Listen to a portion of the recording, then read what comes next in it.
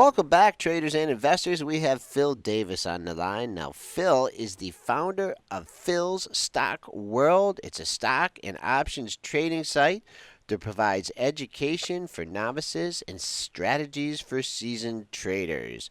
Phil, how you doing this morning? I'm great, thank you. How are you? We're doing good. Can you just give us a background, a little bit of your education and your background in the markets? My background in the markets, well, my grandfather was a investor, and so ever since I was, a little boy, I've been doing trading with him.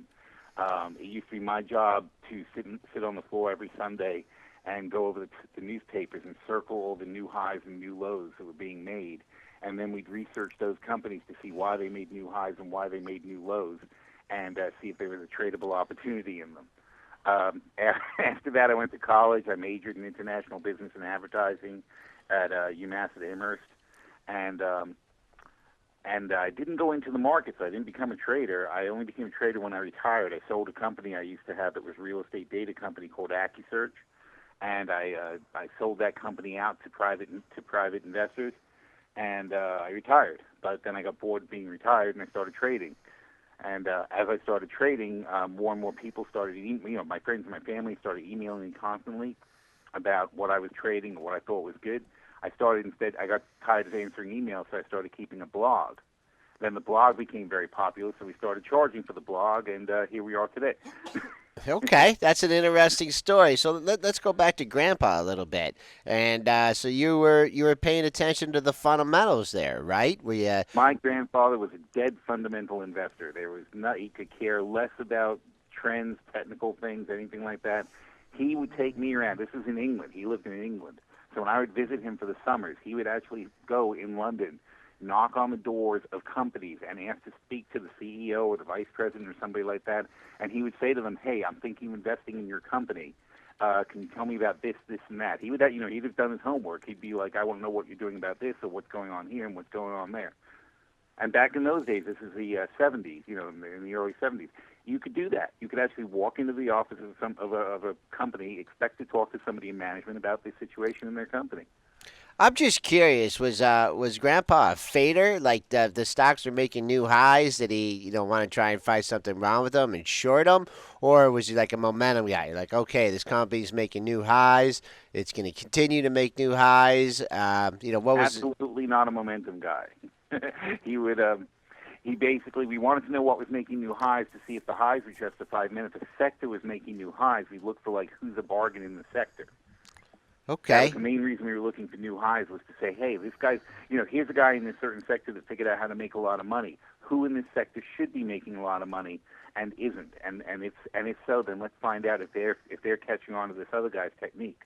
And then with obviously with the new lows, you're kind of going with your Tim Melvin deep value investing psychology, where something's at a low price. Is there a reason? Is there a reason to believe the company is going to turn around? So you That's right. went, yeah. You learn the fundamentals, and looking at your site and talking to you and stuff. It seems like you may still pay attention to some fundamentals, but seem to be a technical trader now. How did you learn about the technicals? Oh, no, don't call me a technical trader. No? No, not at all. You don't pay any I do attention get to the people telling me charts? I'm a good technical trader, but I honestly believe, I think technical trading is just so much voodoo. I think you may as well cast bones in the sand and see and watch the droppings of birds as they go by or whatever. I don't believe in technical. The only reason we pay attention to technicals is because so many people do, Okay. that it's a self-fulfilling prophecy. It's just so many people follow it. You have to pay attention to it because the crowd is going to make a move on those lines. But we only do it to that just tells us, it confirms our fundamental outlook. But we don't really trade technically. I would never say that. Okay, so you do that just to go with the crowd, just to alert traders where other investors are going to be keying on the markets then. And also for our intraday trading, we like to have fun during the intraday trading, like picking up the key support and resistance levels and making moves off that. We do futures trading. We teach people futures. It's extremely useful to be able to trade the futures because it allows you to take advantage of pre and post market moves that otherwise you're just sitting there like a deer in the headlights waiting for the market to open. Okay, so are you trading like the S&P futures or stocks in the pre-market trading? Stocks with news. What do you like to trade during the pre-market? No, no, we'll trade the futures. We don't really mess around with stocks, and the futures are so volatile it's ridiculous. But we like to play. We'll play oil, the Nikkei, the Dow, the S&P, the Russell, the Nasdaq, and the. I think I said everything. We probably usually say sometimes gold, sometimes silver. If there's something interesting, we'll play it on a commodity basis. But usually we'll stick to the major indexes and or the Nikkei, because that's a wonderful. The Nikkei is a wonderful lagging play. Like if the Dow suddenly moves and you miss the Dow move, you jump on the Nikkei going in the same direction. It's a very easy way to trade. Little crutch trading there. So what are you looking for today in the markets? I mean, I made a low on Friday, but we have recovered from that low. Kind of a choppy day on Friday. Now it's just a question of whether or not that pre-market low is going to hold and take out Friday's high, or do you think we got a little bit more on the a little bit more work to do on the downside with this correction? Well, as far as I know, I mean, look, Wednesday I was on. I did a TV spot on Wednesday, and we were talking about the S&P, and I said we're looking for a 5 to 10% correction. That was very good timing because the next day we had a 2.5% correction. So, as far as I'm concerned, we're in the midst of a correction. I think we'll be seeing 1850 on the S&P, and but by then, and that's coming down from 2,000. So you're talking about 150 points. So you're into like a 7.5% range if you hit 1850. So I think that we're going to hit about 1850 on the S&P. Hopefully consolidate there. Possibly at that point, if we go there quickly, there'll be some jump in of stimulus from somebody's going to, more stimulus, more free money thrown in the market to try to stop it, because the big they with the quotes around them, they don't want to let the markets fall, below the trend line of the 200-day moving average, because below that we can start getting into panic and people getting out of control. But I think we'll have a controlled burn down to about 1850 over the next couple of weeks as earnings peter out. And so that is what? And what are you basing that? Are you basing that on a moving average or I'm basing that on a projection? much-needed correction back to some normal numbers. I'm saying we're overboard. People are paying ridiculous premiums for stocks. Look, the market's at an all-time high, but the earnings for companies are barely justifying it. I mean, if you look back at 2007, we were over those highs, and some companies are not all companies, but some companies are over the highs by 30, 40%, and their earnings are not even 10% higher than they were. And in 2007, you have to. I mean, obviously we were overvalued because the market crashed 50% after that. So we're above. When you say the market's making new highs, we're making new highs of ridiculously overvalued highs that we had 6 years ago before the market crashed. That's no way to base a rally. Yeah, that's an interesting perspective. So let's talk about your website a little bit and what you offer on the site. Now, you try and provide education courses for novices and strategies for seasoned veterans. So you like to cover the whole gambit. Well, we don't like to, but you have to teach people something. I mean, you can't have people coming into the site having no idea what's going on. We do options trading. We teach people to trade options. Obviously, stock trading's easy. Here's a stock, we like it, go pick it, have fun. But since we're very good fundamental traders, in fact, we have pretty stunning. You can look under we have the virtual portfolio section on our site, and you can take a look at our track record and see what we're doing. But we have stunning winning percentages. So when you're going to be right as often as we are, then you may as well leverage your bets. In other words, since we're usually right, we may as well make more than just the little percentages the stocks make. So we like to use options, both for hedging and for leverage. So rather than just pick, like this morning, for example, here's a great example. In fact, we teach people to sell premium risk. We use options differently than other people. We do something we call being the house. And being the house means being the casino in this game, because so many people place these bets on options, and they pay a premium to make these bets. And what we're saying is, instead of putting ourselves on the betting side and paying a premium every time we make a bet and taking the bad odds, why don't we take the other side of these trades, collect the premiums? We're still making the same bet. We're still betting a stock's going to go up, but we're taking a premium from somebody else to do it, which gives us a fantastic hedge. So this morning, for example, we looked at Berkshire Hathaway. All right. Okay. Yep. We're talking about that. I'm just trying to bring it up on the screen so I have it in Okay. front of me also. Good Um, earnings on Friday. so Berkshire Hathaway just had earnings. Now, if you look at Berkshire Hathaway, they're at, hang on, I'm sorry because I had to bring this up on my screen, BRK/B. I like to be exact when I say something. So they're at 125.83. They're probably going to be at 128 when they open this morning.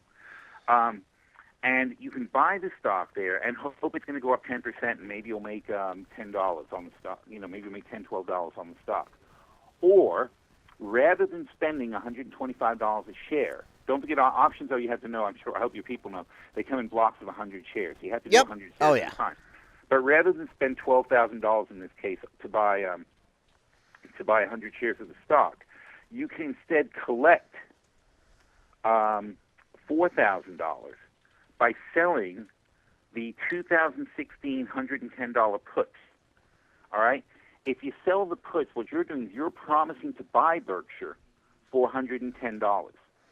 And in exchange for promising to buy it for $110, somebody's paying you $4 per contract for these puts.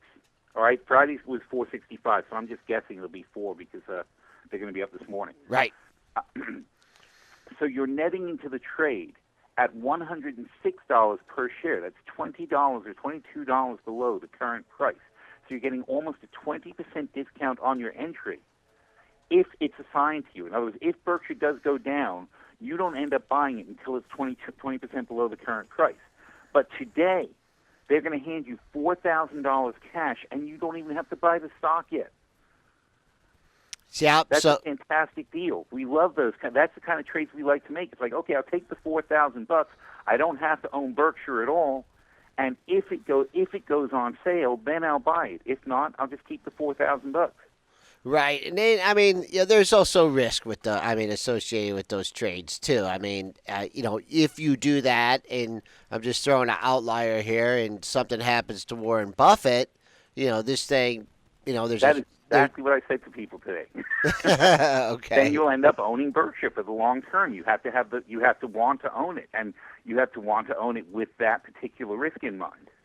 And that's why people are willing to pay you $4 to promise to buy it for $110, because they too are worried something will happen to Warren Buffett. The people who own the stock are willing to pay that for you. All right? There's other good companies like what's another one we looked at today? We looked at PEG, utility company. Okay. All right, they pay a 3.7% dividend. Now, a lot of people, if you're going to buy something like public service, you're going to buy it for the dividend, right? I'm sure you have a lot of guys who just buy stocks for dividends. Right. But with PEG, they just took a nice tumble. I don't know if you guys can put that on your screen there. We got it. But We got it up. Yeah. Okay. So they just took a nice tumble recently, and we're not betting that they're going to become very strong. But what we are betting on PEG is that they are worth $32. And if they're worth $32, they're $35.49 now, then that means that we can turn around and we can sell same kind of trade here. These are very basic trades, by the way. We do more complicated things, of course. But we could sell the March 35 calls, so it's only 6 months away.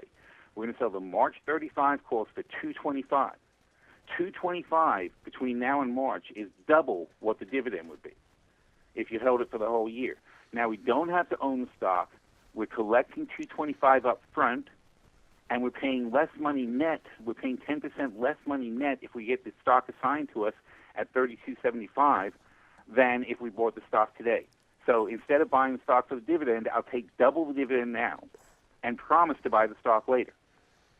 Okay. The strategy that you talked about, you just mentioned it here in a utility, and you mentioned it in something like Berkshire Hathaway, and those companies are much, much different than some of the momentum stocks. So do you do anything in the Facebook, Twitter, LinkedIn, Tesla, Netflix? We do. Oh, we just made a fortune on Twitter. But that's, we play them when they're too high or too low. We don't play them in the middle. We're not generally interested in these things in the middle. But when Twitter sold off recently, I was banging the table on that one. We, in fact, doubled down on a trade that we did have because it got so ridiculously low at about, like $35 or something like that, at $30. It got down $29.50. Yep. Our value is $40. We have a value for our stock. So in other words, we look at Twitter and we say that's a $40 stock. And since we think it's a $40 stock, when it goes down to 40, we start getting interested in it. When it goes below 40, we get extremely interested in it. And that's what happened. We had taken a stab at it when it hit the 40 line. It went further down, another $10 down. And instead of panicking out, this is another thing we teach our people. It's like we say, instead of panicking out, we say, no, we want Twitter. We like Twitter at 40. We think it's capable of generating enough cash to support $40 over the next 5 years. Therefore, when you're selling it for 30, we don't get out of our trade. That's when we buy more. And that's another thing we teach, by the way, is managing your portfolio, scaling in and out of positions so that you don't overcommit to the first round. You know, that's a very, very important thing we teach is actually the money management aspect of trading as opposed to just, slapping down trades. So you took the Twitter into the earnings, and then that ridiculous, that had the big pop off earnings. So when it got that far away from where you determined the company was fair value, you took your profits then and wait to it to come back into a value area. Well, honestly, on Twitter, we're still in it because what we set up was a long-term.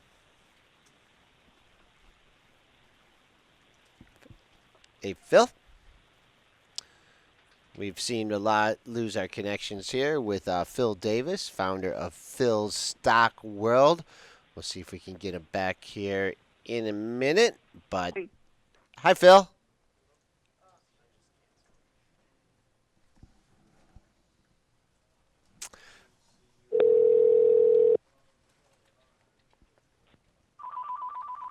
Hello? Phil? Yeah, sorry about that. I don't know what happened. Yeah, we lost you there for a second. I'm sorry, you were just, but just let me ask you about a few other stocks here, and then we'll let you go. I saw you on your site that you had a trade on in Apple. Could you give us your outlook on Apple? Oh, our outlook on Apple is very strong. It was our stock of the year this year, and that's already been up, past their expectations. We were only playing it to go to 100. So we took a bid off the table when it came up and tested 100 last week, but we still think it's good for going over 100 at this point down the road.